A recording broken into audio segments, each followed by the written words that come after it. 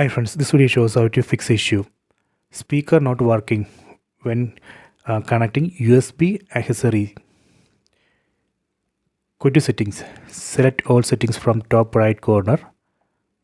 Go to system. Go to about. Under about, go down, select Android TV OS build. Here we need to press OK button on the remote 7 times. 1, 2, 3, 4, 5, 6, 7. See the message, you are now a developer. Go back. Now under system we can find new option called developer options. Set it. These are the list of developer options. Here we need to go down and find media section.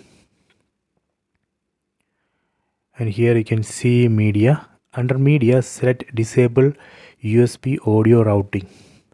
We need to enable this option. Let me enable. Done. After that you can check. That should work. You can try this. This way we can fix that issue. I hope you have enjoyed this video. Please subscribe this channel. Please like and share the video.